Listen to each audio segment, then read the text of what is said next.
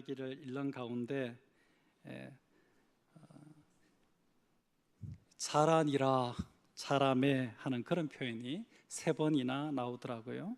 사무엘상 2장 21절에 여호와께서 한나를 돌보시사 그로 하여금 임신하여 세 아들과 두 딸을 낳게 하셨고 아이 사무엘은 여호와 앞에서 자라니라 하는 그런 표현이 나오고 2장 26절에도 아이 사무엘이 점점 자라매 여호와와 사람들에게 은총을 더욱 받더라 하는 구절이 있고 또 사무엘상 3장 19절에도 사무엘이 자라매 여호와께서 그와 함께 계셔서 그의 말이 하나도 땅에 떨어지지 않게 하셨다 하는 이런 구절들 속에서 사무엘이 믿음 가운데서 자라가는 이야기들을 볼 수 있었습니다.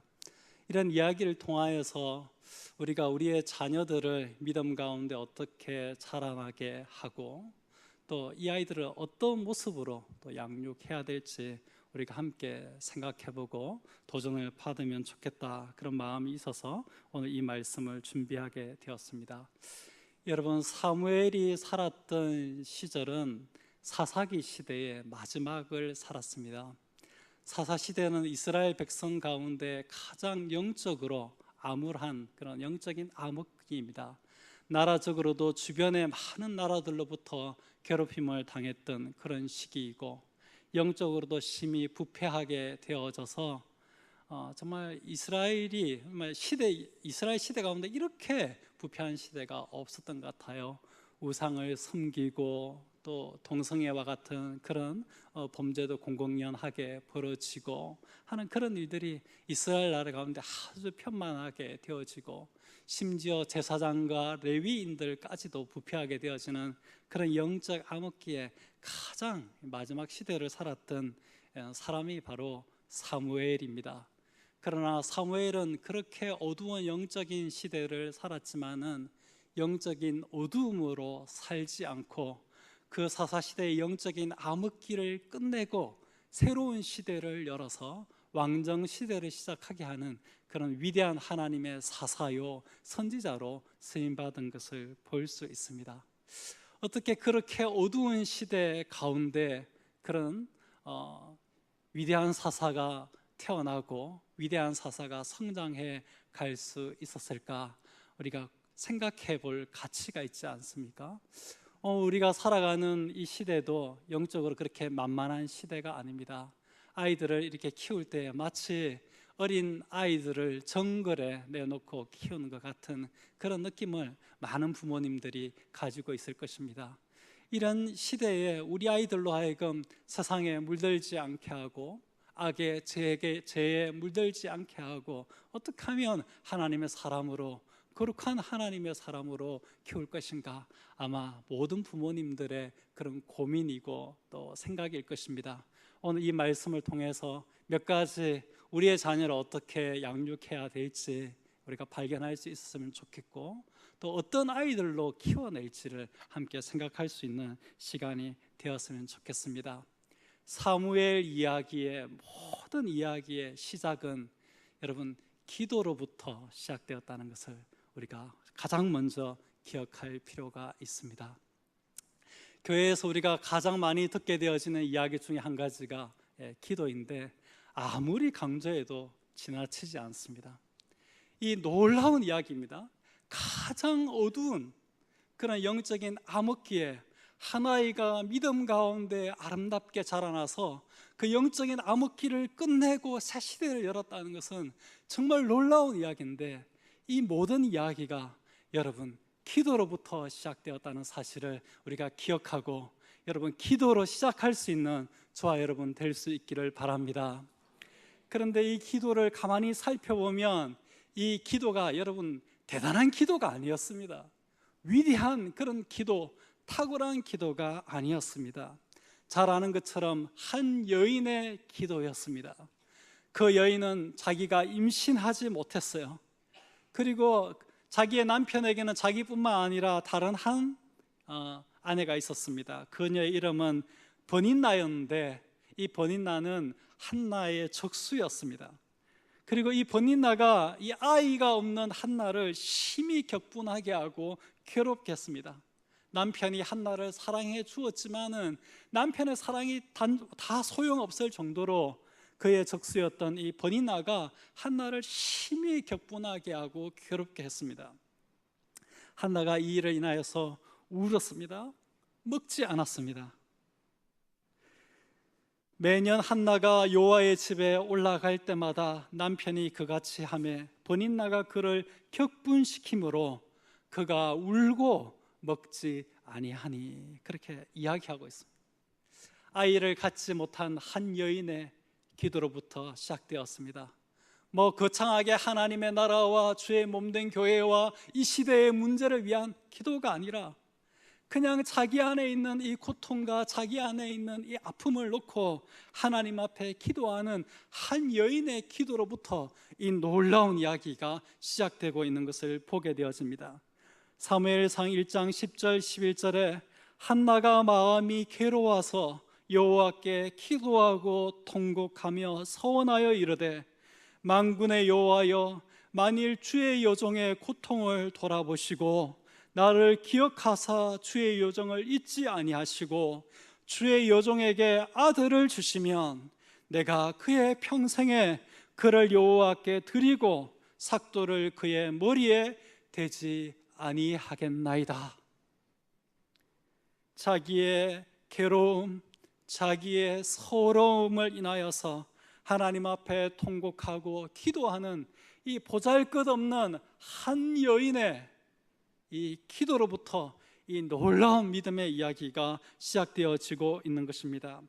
오늘 우리가 읽었던 이 본문 앞에 사무엘상 1장 26절 28절 말씀 우리 같이 한번 읽어보겠습니다. 시작. 한나가 이르되 내 주여 당신의 사심으로 맹세하나이다.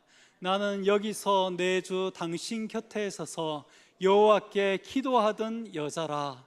이 아이를 위하여 내가 기도하였더니 내가 구하여 기도한 바를 여호와께서 내게 허락하신지라.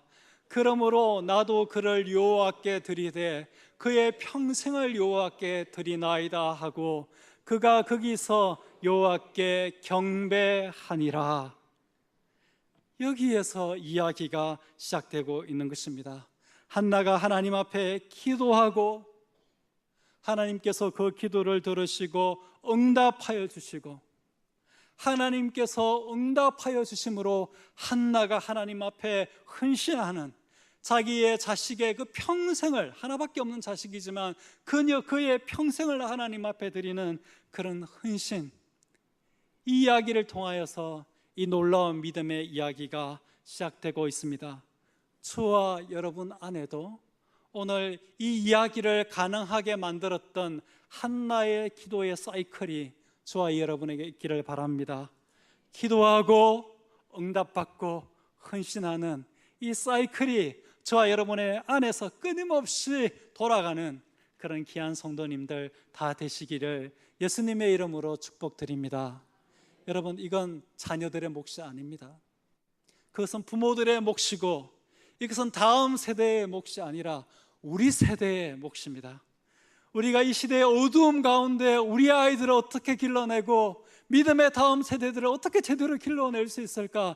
여러분, 고민하지 말고 오늘 내 앞에 온 나의 문제 있잖아요. 남의 문제 말고 나의 문제, 나의 괴로움, 나의 슬픔, 나의 아픔을 하나님 앞에 내어놓고 기도하고 하나님 앞에 응답받고 하나님이 나의 기도를 들으시고 응답하여 주심으로 내가 다시 하나님 앞에 헌신하는 그런 이 기도의 사이클이 돌아가는 부모님들이 되시고 돌아가는 믿음의 기성세대들이 되셔서 여러분, 우리를 통하여 이 아름다운 믿음의 이야기가 시작되어질 수 있기를 예수님의 이름으로 축복드립니다.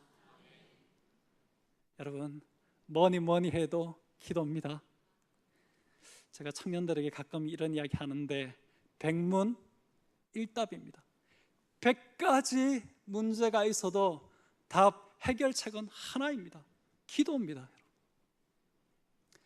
그 사사시대에 도무지 끝날 것 같지 않던 그런 영적인 암흑, 이스라엘 백성이 하나님에게 불순종하고 하나님이 이스라엘 백성을 이방 나라에 붙여서 괴롭힘을 당하게 하고 하나님 앞에 회개하고 돌이키면 다시 하나님이 회복시켜 주시고 다시 이스라엘 백성이 타락하고 하나님이 그 백성을 이방 나라에 붙여서 고통당하는 도무지 끝날 것 같지 않던 이 사사시대의 이 영적인 암흑의 그 사이클을 딱 끊어낸 것이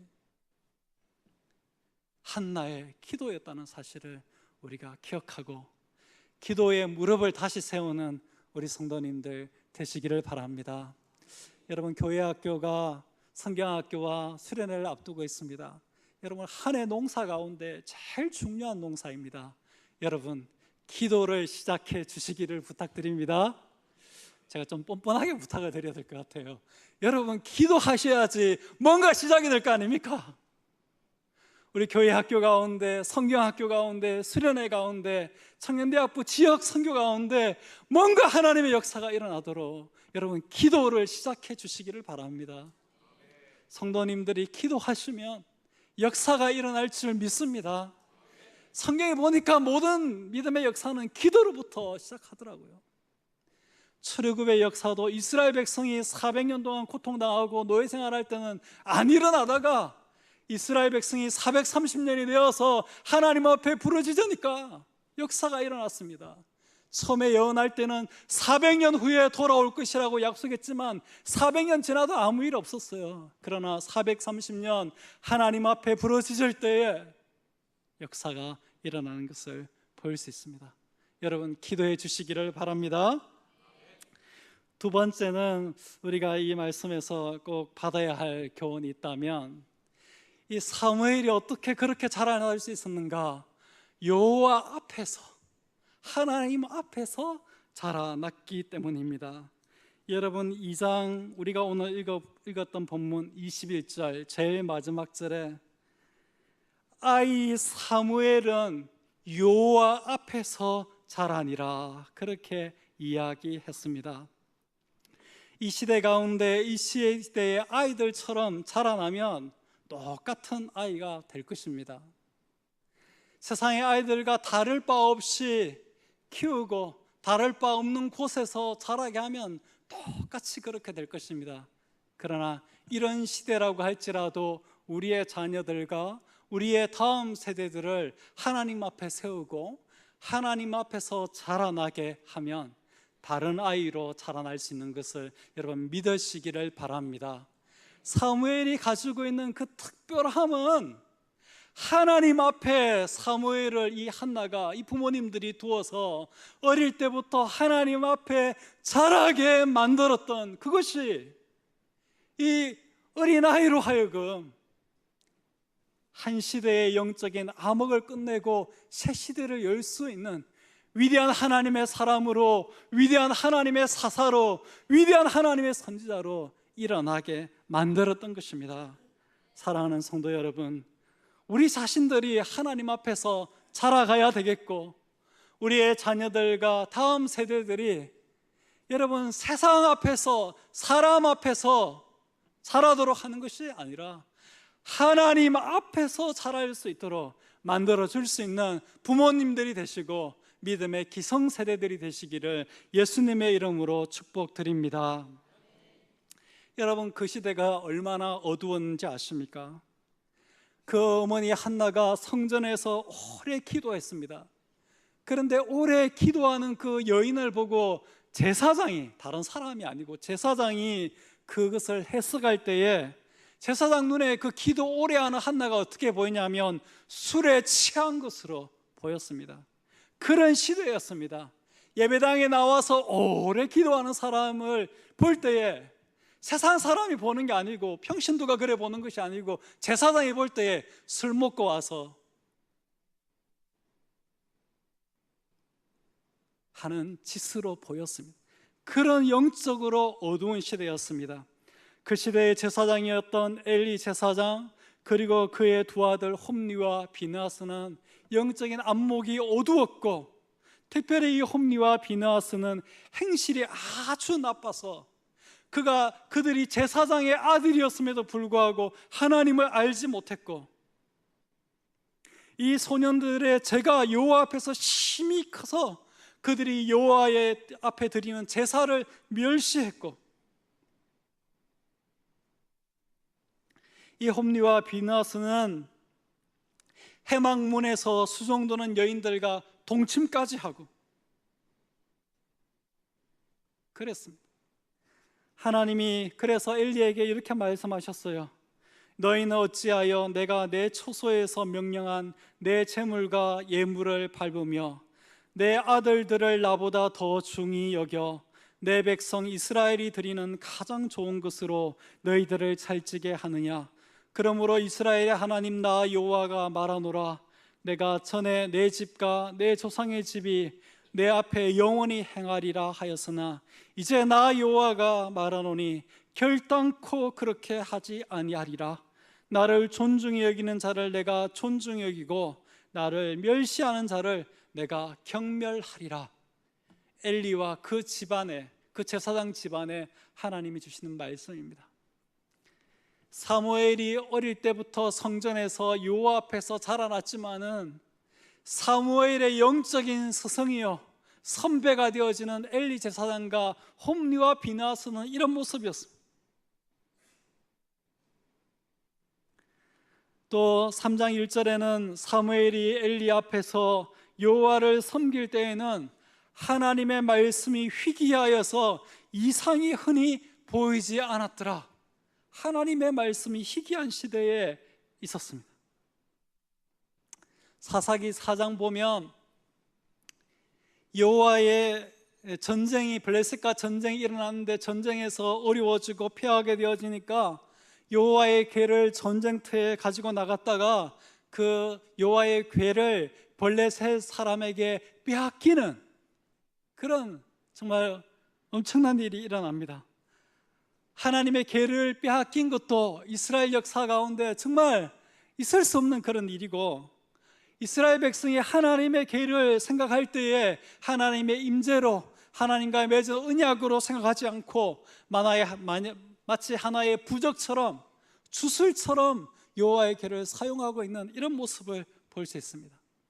그런데 그런 시대였지만은 사무엘이 하나님 앞에 세워놓고 하나님 앞에 자라게 만드니까 그런 어두운 시대 가운데 아무런 모델이 없고 본이 없는 시대 가운데도 제대로 된 하나님의 사람, 제대로 된 하나님의 사사, 제대로 된 하나님의 선지자가 일어나서 시대를 바꾸는 것을 보게 되어집니다. 사랑하는 성도 여러분, 시대가 그러니까 어쩔 수 없다 말하지 말고 저와 여러분의 자녀들을 철저하게 하나님 앞에서 자랄 수 있도록 만드시기를 바랍니다. 우리의 믿음의 다음 세대들 다른 거 좋은 것으로 애들 달래고 비 맞춰도 소용없어요.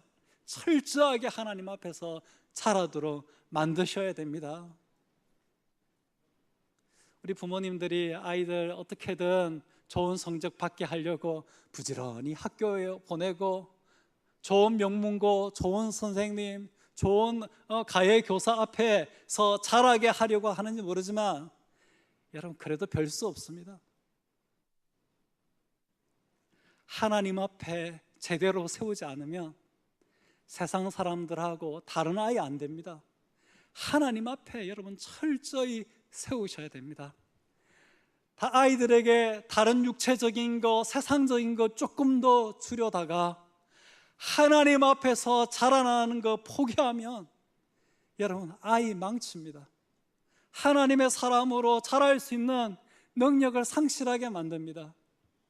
하나님 말씀으로 제대로 가르치고 하나님 앞에서 자라도록 만들어야지 이 성령이 이 아이들 속에 그리스도 예수를 믿는 믿음으로 말미암아 구원에 이르는 지혜가 있게 만들고 하나님의 사람으로 온전하게 만들고 모든 선한 일을 행할 수 있는 능력을 이 아이들이 갖추게 되는 것입니다.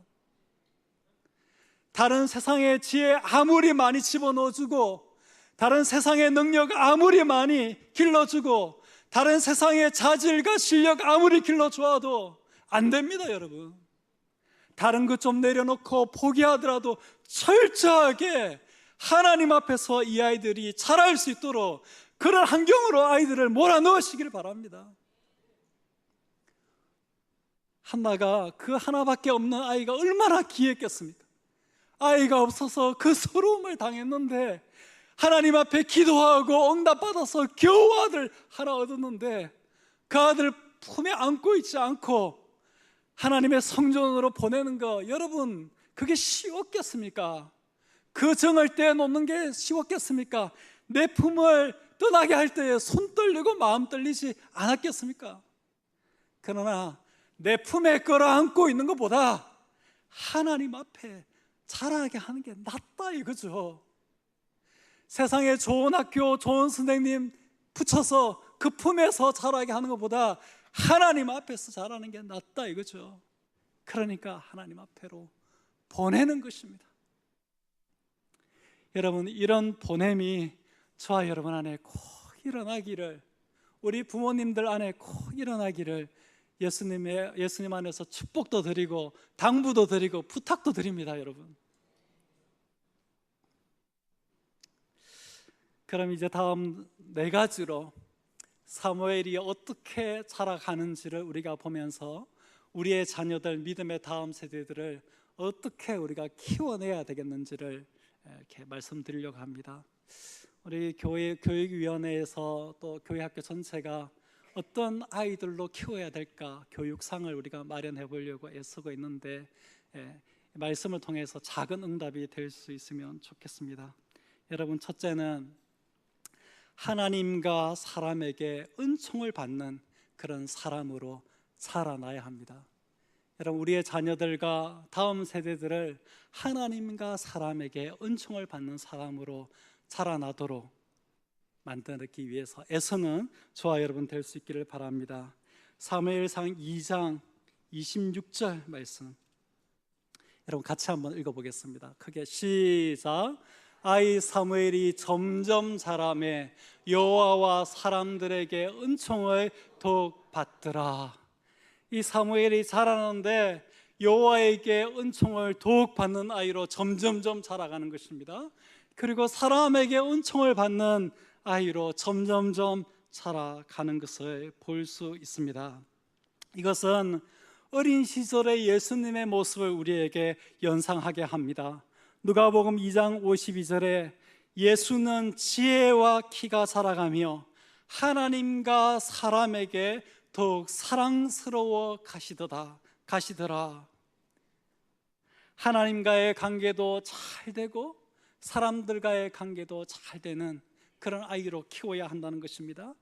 영성 있는 아이로 키워야 되고 동시에 인성이 제대로 갖추어진 그런 아이로 키워야 한다는 것입니다.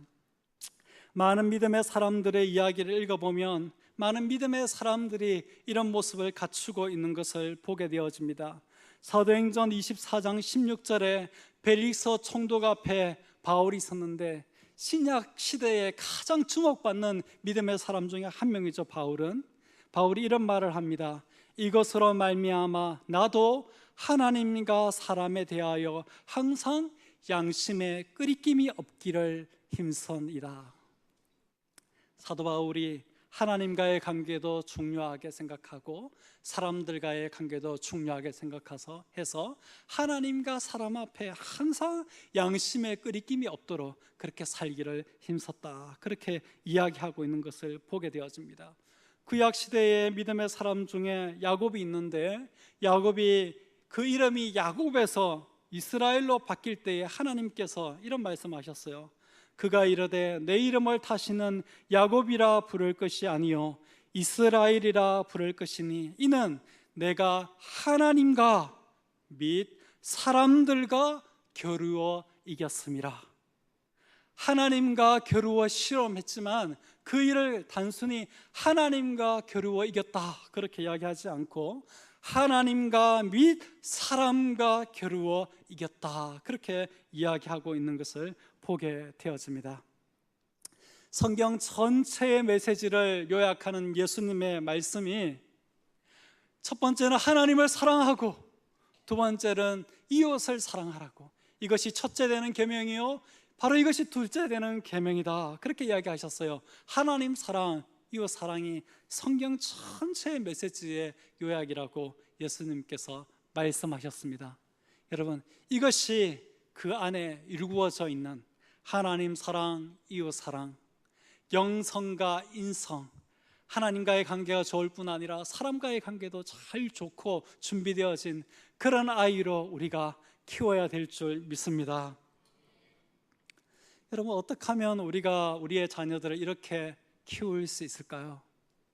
여러분, 하나님 말씀 외에는 이 방법이 없는 줄 믿으시기를 바랍니다. 예수님이 말씀하시기를 성경 전체의 계명이 바로 이것이다. 하나님의 계명으로, 성경의 말씀으로 하나님 사랑, 이웃 사랑을 말하는 성경 전체의 계명과 진리로 가르치지 않으면 이런 아이들을 길러낼 수 없는 것입니다. 잠언 3장 3절 4절에 이런 말씀이 있어요. 인자와 진리가 내게서 떠나지 말게 하고 그것을 내 목에 매며 내 마음판에 새기라. 그리하면 내가 하나님과 사람 앞에서 은총과 기중이 여김을 받으리라. 하나님과 사람 앞에서 은총과 기중이 여김을 받는 방법을 잠언 3장 3절 4절이 이야기하는데, 다른 게 아니고 은혜와 진리가 너에게서 떠나지 말게 하고 그것을 내 목에 매며 내 마음판에 새기라. 그리하면 그렇게 될 것이다 그랬어요. 여러분, 인자는 사랑이라고 해석할 수 있겠죠. 사랑은 하나님이 사랑이시고 하나님이 신약 시대에 이 새 하나님의 백성들에게 주신 유일한 계명이 사랑이시고, 내가 너희를 사랑한 것 같이 너희도 사랑하라 하는 것이 예수님의 간절한 부탁이었는데, 이 인자는 하나님의 사랑을 우리가 가지고 사랑을 전하는 것이라고 할 수 있겠고, 그 다음에 진리, 하나님의 말씀이겠죠. 이 하나님의 사랑을 우리가 배우고 그 하나님의 진리를 우리가 배워서 이 하나님의 사랑과 하나님의 진리로 하여금 우리에게서 떠나지 않게 하고 이것을 우리의 목에 메고 우리의 마음판에 새기면, 그러면 우리가 하나님과 사람 앞에서 은총과 기중이 여김을 받는다고 이야기하고 있습니다. 여러분, 이것을 우리 자녀들에게 어디서 가르치려고 합니까? 세상에서 가르칠 수 있겠습니까? 명문 고등학교, 명문 대학에서 가르칠 수 있겠습니까? 아주 쪽집게 명문 가해 스님들에게서 이거 배울 수 있겠습니까? 여러분, 하나님 앞으로 자녀를 보내어서 하나님의 말씀을 통하여 하나님의 사랑을 가르치고 하나님의 진리를 가르쳐야지. 진리를 가르쳐야지. 하나님과 사람에게 은총을 받고 기중이 여김을 받는 그런 사람으로 세울 수 있는 것입니다. 여러분 자녀들의 그 양육의 자라감의 목표를 분명하게 하시기를 바랍니다. 내 자녀들은 하나님과 사람에게 은총을 받고 기중이 여김을 받는 그런 아이로 세우겠다, 이런 교육 목표를 분명하게 설정하시고 그것을 향해서 나아갈 수 있는 저와 여러분 되시기를 예수님의 이름으로 축복드립니다. 두 번째는 우리가 우리의 자녀들을 양육할 때에 하나님의 음성을 듣는 사람으로 자라나도록 해야겠다 하는 것입니다. 사무엘의 성장에 스파크가 일어나는 그런 지점이 있습니다.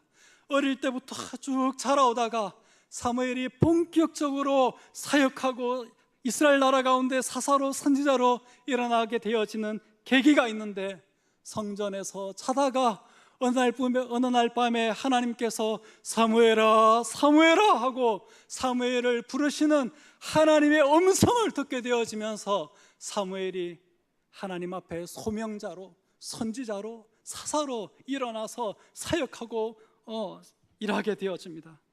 사랑하는 성도 여러분, 우리 자신들이 하나님의 음성을 듣는 사람으로 성숙해야 되겠고, 우리의 자녀들을 키울 때에 내 자녀들이 하나님의 음성을 듣는 그런 자녀로 키우겠다는 그런 목표를 세우실 수 있는 저와 여러분 될 수 있기를 바랍니다.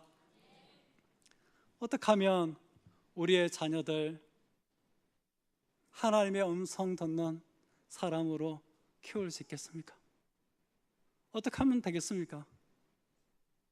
아까 말씀드렸지만 다른 거 길러주기 위해서, 다른 거 준비시키기 위해서 명문 고등학교도 보내고 명문 대학교도 보내고 잘 가르쳐야 되겠지만은, 여러분, 하나님의 음성 듣도록 하기 위해서는 그런 데서는 뭐 해올 수 없습니다. 여러분, 우리는 하나님의 말씀이 완성되어져 있는, 하나님의 자기 계시가 완성되어져 있는 성경을 가지고 있는 시대에 살고 있습니다.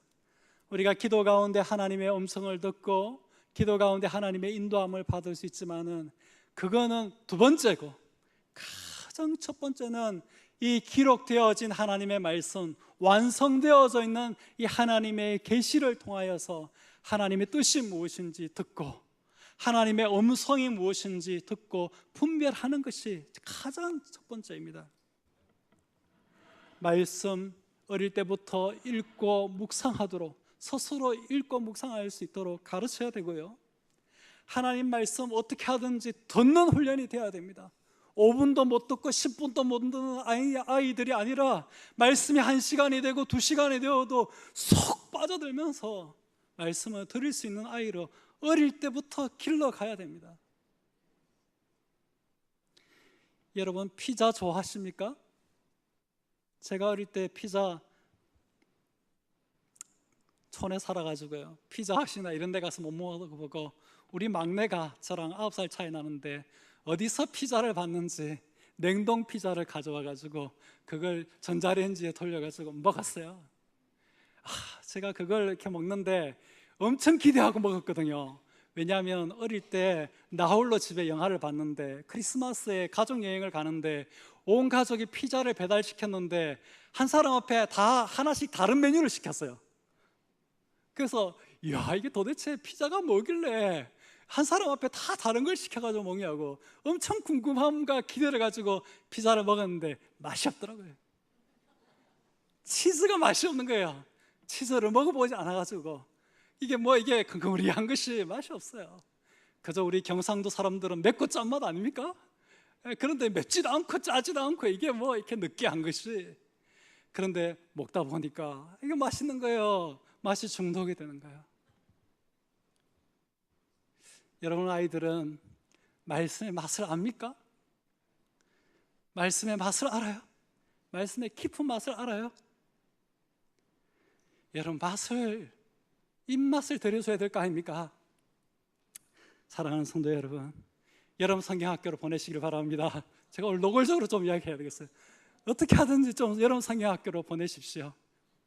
여러분 자식들도 보내고 손주들도 좀 보내고 외손주들도 좀 보내고 옆집 애도 좀 보내주십시오.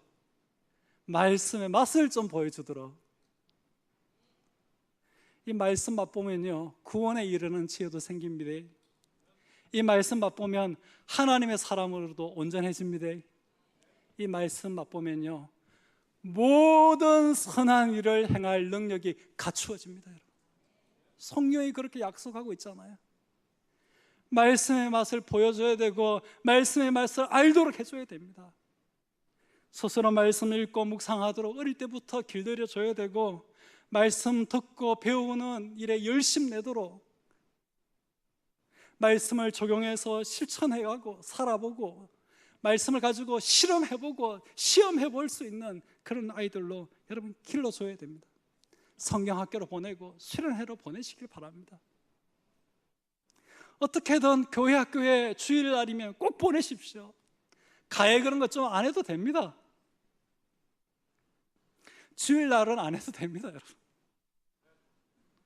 이날은 말씀의 특별 가회를 받아야 됩니다. 말씀의 쪽집게 교육을 받아야 돼요. 일주일에 1시간밖에 없는데 그거조차 안 하면 어떡하겠다는 겁니까? 우리가 뭔가 전공이 되려면 우리 청년 여러분들 적어도 전공 필수는 2학점, 3학점 정도는 들어야 되지 않습니까? 우리가 말씀 1학점도 아니죠. 실은 예배 시간에 따져보면 뭐 초등학생들 10분, 15분, 청년들 한 30분, 한 50분 밖에 안 되잖아요. 일주일에 몇 학점 안 되잖아요. 여러분, 하나님의 음성을 우리 아이들이 들을 수 있도록 여러분 키우는 목표를 세우는 저와 여러분 될 수 있기를 바랍니다. 세 번째는요, 하나님께서 함께 하시는 사람으로 자라나도록 해야 합니다. 여러분 사무엘상 3장 19절 20절 말씀 같이 읽어보겠습니다. 시작. 사무엘이 자라며 여호와께서 그와 함께 계셔서, 거기까지요. 사무엘이 자라매 여호와께서 그와 함께 계셔서 그의 말이 하나도 땅에 떨어지지 않게 하시니. 사무엘이 사역을 막 시작할 때 처음의 모습입니다. 사무엘이 자랐는데 하나님이 그와 함께 하시는 그런 사람으로 자라나니까 사무엘이 하는 말이 얼마나 근세와 능력이 있는지 하나도 땅에 떨어지지 않도록 하나님께서 하셨다, 그렇게 이야기합니다. 여러분, 어떻게 하면 우리 아이들 하나님과 함께하는 아이들이 될 수 있겠습니까? 시편 23편 4절 말씀에 내가 사망의 음침한 골짜기로 다닐지라도 해를 두려워하지 않을 것은 주께서 나와 함께 하심이라. 주의 지팡이와 막대기가 나를 안위하시나이다. 사망의 음침한 골짜기로 다닐지라도 해를 두려워하지 아니할 수 있는 방법이 있는데 그것은 주님이 나와 함께 하시면 된다, 그렇게 이야기하고 있습니다. 여러분, 어떻게 주님이 나와 함께 하실 수 있습니까? 주님이 함께 하셔서 사망의 음침한 골짜기 가운데서도 아무런 두려움 없는 그런 아이로 키울 수 있습니까? 여호와가 그의 목자가 되시도록 하는 겁니다. 우리 아이들이 여호와 하나님을 자기의 목자로 삼고 그의 인도하심을 따라서 살아가는 여호와 하나님의 양이 되도록 만들어야지 그런 역사가 여러분 일어날 수 있는 것입니다. 여러분, 성경에 나오는 인물들 가운데 어릴 때에 형들의 미움을 받아서 대제국 애굽의 노예로 팔려갔던 요셉이라는 불쌍한 아이 압니까? 어릴 때 형들의 미움을 받아가지고 부모의 사랑받는 아이여서 하루아침에 물건처럼 팔려가지고 노예가 되어지는 그런 비참한 운명에 처한 아이 압니까? 그런데 그 아이 요셉이요, 나중에 애굽의 총리가 된 거 아십니까? 애굽의 총리가 되어서 야곱의 가족으로 하여금 이스라엘 백성이 되도록 하나님의 민족이 일어나도록 만든 거 아닙니까? 천하 만민의 생명을 흉년으로부터 건져낸 거 여러분 아십니까? 그런데 요셉이 그렇게 될 수 있었던 이유에 대해서 창세기 39장 3절에 뭐라고 이야기하냐면 하나님이 요셉과 함께 있기 때문이다, 그렇게 쓰고 있습니다. 그의 주인이 여호와께서 그와 함께 하심을 보며 여호와께서 그의 범사에 형통케 하심을 보았더라. 보디발이 그랬다는 거예요. 감옥에 갇혔을 때도 간수장은 그의 손에 맡긴 것은 무엇이든지 살펴보지 아니하였으니 이는 여호와께서 요셉과 함께 하심이라. 여호와께서 그를 범사에 형통하게 하셨더라. 여러분, 인류 대학에 유학을 보내고 엘리트 코스를 밟게 하는 것보다도 노예가 되었지만은 여호와 하나님이 함께 하도록 만드니까, 노예가 되었지만 애굽의 총리가 되고 노예가 되었지만 하나님의 놀라운 역사를 이루는 것을 보지 않습니까? 보지 않습니까? 요한계시록 17장 14절에 그들이 어린 양과 더불어 싸우려니와 어린 양은 만주의 주시요 만왕의 왕이심으로 그들을 이기실 터이요 또 그와 함께 있는 자들 곧 부르심을 받고 택하심을 받은 진실한 자들도 이기리로다. 누가 사단과의 싸움에서 이긴다고 이야기합니까? 마지막 영적 전투에서 누가 이기냐면 어린 양 예수 그리스도가 이기시고, 그뿐 아니라 그와 함께 있는 자들이 이긴다고 이야기하고 있습니다. 여러분, 이 시대의 영적인 어두움과 싸워서 이기는 아이들 만들려고 하면 하나님이 함께하는 아이들로 만들어야 된다, 이겁니다. 여러분, 구약 성경의 스가랴서 8장 23절 말씀은 더 놀라운 이야기를 하고 있습니다. 만군의 여호와가 이와 같이 말하노라.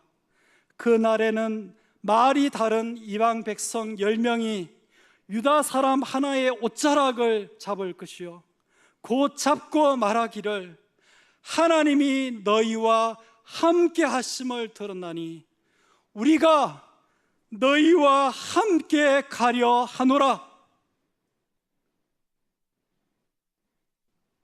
말이 다르는 이방 민족들이 하나님의 백성들의 옷자락을 붙들고 하나님이 너희와 함께 하심을 들은 날이 우리가 너희와 함께 가고 싶다, 이런 말을 하는 역사가 언제 일어나냐면 하나님이 우리와 함께 할 때에 이런 역사가 일어난다. 여러분, 그렇게 이야기하고 있습니다.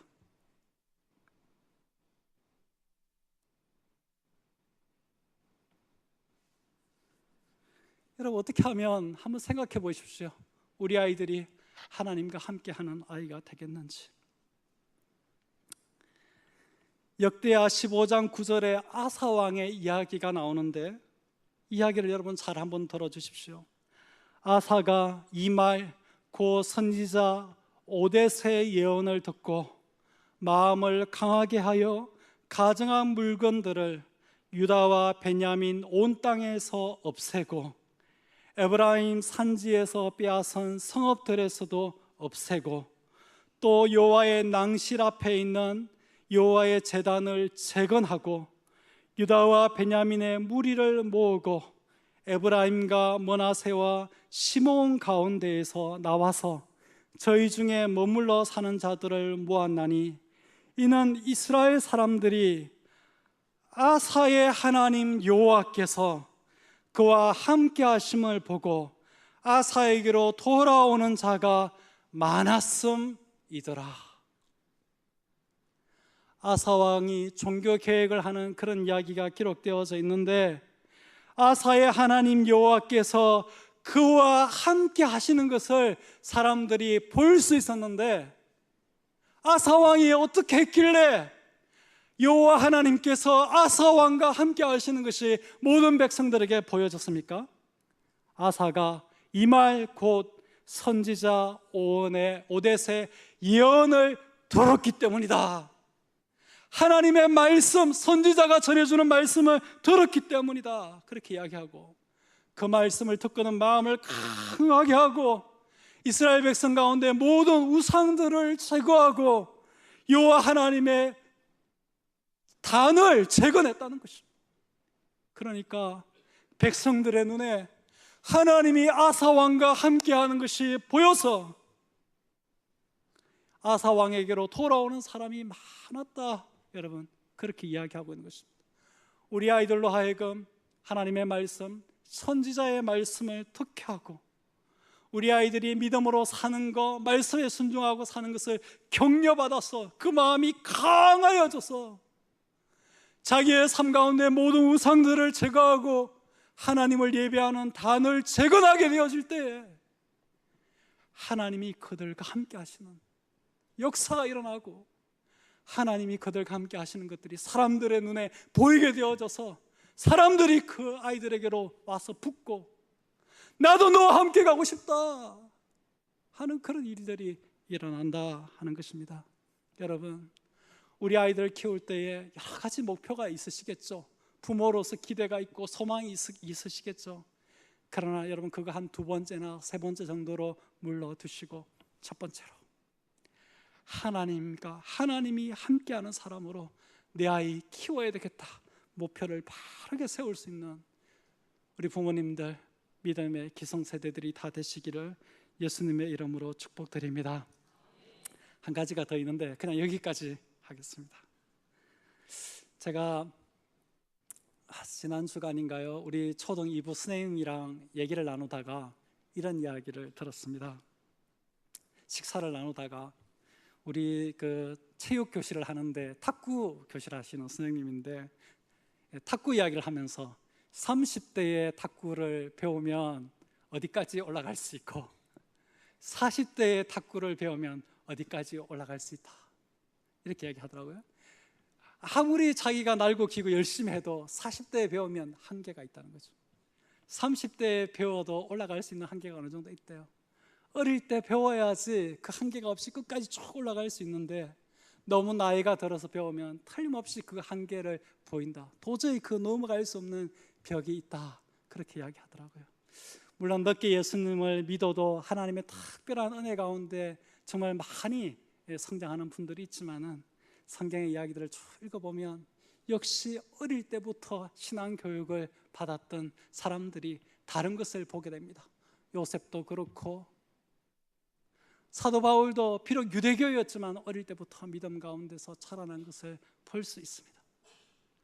사랑하는 성도 여러분, 우리 아이들은 어릴 때부터 여러분 신앙 교육 제대로 하여서 신앙에 있어서는 한계가 없는 아이들로 키울 수 있는 은혜가 저와 여러분에게 있기를 바랍니다.